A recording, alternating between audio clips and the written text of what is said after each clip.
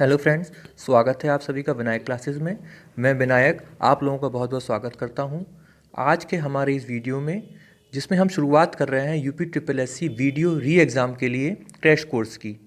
तो अगर भविष्य में अच्छा रिस्पांस रहता है तो हम आर ओ के लिए भी क्रैश कोर्स और प्रैक्टिस सेट लाएंगे। तो आज आधुनिक भारत के इतिहास में हम शुरुआत कर रहे हैं यूरोपीय कंपनियों के भारत आगमन से। लेकिन भारत आगमन से पहले हम ये जानना चाहते हैं कि यूरोपीय कंपनियां जो स्थापना हुई थी उन्हीं के देश में वो कैसे हुई थी। भारत में आगमन तो बाद में हुआ ना, तो आगमन हम बाद में पढ़ेंगे भी आगे। अभी हम ये चर्चा करते हैं कि यूरोपीय जो कंपनियां थीं इनकी स्थापना उनके ही देश में कब कब हुई थी, क्योंकि ये क्वेश्चंस आता है। तो पुर्तगाली कंपनी, इसकी स्थापना सबसे पहले 1498 ईस्वी में हुई थी। इसके बाद अंग्रेज कंपनी जिसकी स्थापना 1600 ईस्वी में हुई थी। इसके बाद डच कंपनी जिसकी स्थापना 1602 ईस्वी में हुई थी। इसके बाद डेनिश कंपनी जिसकी स्थापना 1616 ईस्वी में हुई थी। फ्रेंच कंपनी की स्थापना 1664 में हुई थी और स्वीडिश कंपनी की स्थापना 1731 ईस्वी में हुई थी। अभी तक ये क्वेश्चन बना नहीं है, लेकिन लगता है कि शायद एक क्वेश्चन आ सकता है कि कौन सी ऐसी कंपनी थी जिसकी स्थापना सबसे लास्ट में हुई थी।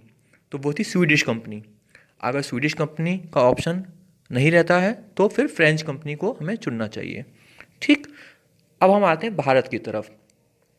ये कंपनी की स्थापना तो हो चुकी, अब ये कंपनियां भारत में किस क्रम में आई थी। ये क्वेश्चन तो बहुत हर एग्जाम में ये क्वेश्चन पूछा जाता है। तो सबसे पहले जो कंपनी भारत में आई थी वो पुर्तगाली कंपनी थी। जैसा कि आप जानते होंगे, वास्को डी गामा आए थे कालीकट के तट पे, फिर उन्होंने स्वागत किया था जम्मूरियन राजा ने। तो ये हम पढ़ेंगे, अभी पुर्तगाली कंपनी पूरी पढ़ेंगे डिटेल में, लेकिन अभी हम जान रहे हैं कि इनका आगमन का क्रम क्या है। पुर्तगाली कंपनी के बाद डच कंपनी आती है 1595 ईस्वी में। इसके बाद अंग्रेज आते हैं 1616 ईस्वी में।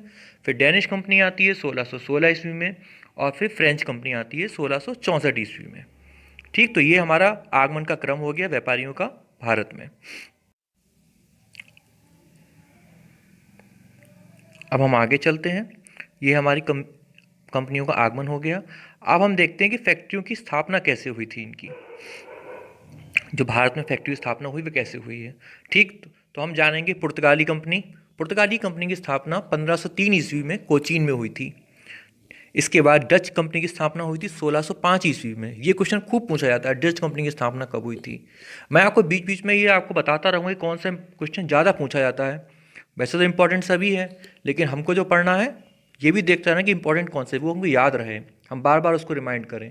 तो डच कंपनी को खूब पूछा जाता है। इसकी स्थापना 1605 ईस्वी में मसूलीपट्टनम, जो कि आंध्र प्रदेश में है, हुई थी। अंग्रेज, अब ये जो आपने जाना ही होगी ईस्ट इंडिया कंपनी, ये क्वेश्चन बड़ा कंफ्यूज करता है बच्चों को कि 1608 लगाएं कि 1611। हुआ क्या था, 1608 ईस्वी में जहांगीर ने इजाज़त दे दी थी कि भाई आप लगाइए कंपनी, कोई बात नहीं है। लेकिन सूरत में जब कंपनी बन रही होती है, फिर तब तक अंग्रेज़ों के बीच और जहांगीर के बीच मतभेद हो जाता है, जिसकी वजह से जहांगीर उनको कंपनी स्थापित करने से मना कर देते हैं। इसलिए 1611 ईस्वी में मसूलीपट्टनम में आंध्र प्रदेश में अंग्रेज़ों की पहली कोठी स्थापित हुई। अगर जैसे 1608 अगर ऑप्शन में रहता है तो आप 1608 लगाइएगा, और 1608 नहीं रहता है तो 1611 लगाइएगा। 1611 मोस्ट अप्रोप्रिएट माना जाता है। कभी कभी क्या होता है, हमको क्वेश्चन आता है, आंसर भी आता है, लेकिन ऑप्शन में हम कंफ्यूज हो जाते हैं। तो और कंपटीशन में एक एक क्वेश्चन का महत्व होता है, तो हमको सब कुछ जान के चलना है कि 1608 में लगाई तो थी सूरत में, लेकिन वो पूरी तरह बन नहीं पाई थी। वो 1613 ईस्वी में जाके पूरी हुई थी। तो 1611 वाली फैक्ट्री जो मसूलीपट्टनम में थी, आंध्र प्रदेश में थी, वही पहली फैक्ट्री माना जाता है। तो कंफ्यूज नहीं होना है हमें। फिर इसके बाद स्थापना होती है डेनिश कंपनी की। ये डेनमार्क के रहने वाले थे। इसकी स्थापना 1620 में होती है ट्रंकूवर, जो कि तमिलनाडु में स्थित है। फिर इसके बाद फ्रेंच कंपनी की स्थापना होती है 1668 सूरत में।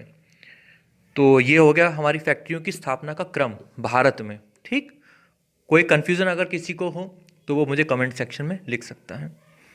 इसके बाद हम चलते हैं।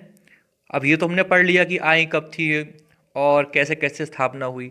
हमको जाने का क्रम भी तो देखना चाहिए, क्या पता एग्ज़ाम में एग्जामिनर ये पूछ ले। तो फिर जाने में क्रम में ये बहुत ही कम आपको देखने को मिलेगा, लेकिन मैं एक सिविल सर्विसेज एस्पिरेंट हूँ, इसलिए मैंने ये तैयार किया है, तो मैं आप लोगों को बताना चाहता हूँ। तो जाने के क्रम में सबसे पहले डेनिश कंपनी गई थी 1745। इसके बाद डच कंपनी गई थी 1795। आपने पढ़ा होगा बेदारा का युद्ध। इसके बाद हम पढ़ेंगे आगे अभी वो। इसके बाद अंग्रेज कंपनी 1947, सभी को पता है, जब हम आज़ाद हुए थे। इसके बाद फ्रेंच कंपनी 1954 में गई थी, जबकि अंग्रेज़ों ने फ्रेंच को वांडीवाश के युद्ध में बहुत बुरी तरह पहले ही हरा चुके थे, लेकिन कंपनी जो गई 1954 में गई। और सबसे लास्ट में जाती है पुर्तगाली कंपनी 1961 में। तो और आपको पता ही होगा पुर्तगाली कंपनी कहाँ हो, गोवा दमन द्वीप वाला क्षेत्र, सबसे लास्ट में यहीं से गई थी। तो मैं आशा करता हूँ कि आप सभी लोगों को ये बहुत कुछ पसंद आया होगा मेरा लेक्चर। अगर पसंद आया हो तो प्लीज़ आप लोग इसको ज़्यादा से ज़्यादा लाइक करें और वीडियो को शेयर करें। मैं कल फिर से अपना नेक्स्ट टॉपिक तैयार करके आप लोगों के सामने अपलोड करूँगा। बहुत बहुत धन्यवाद।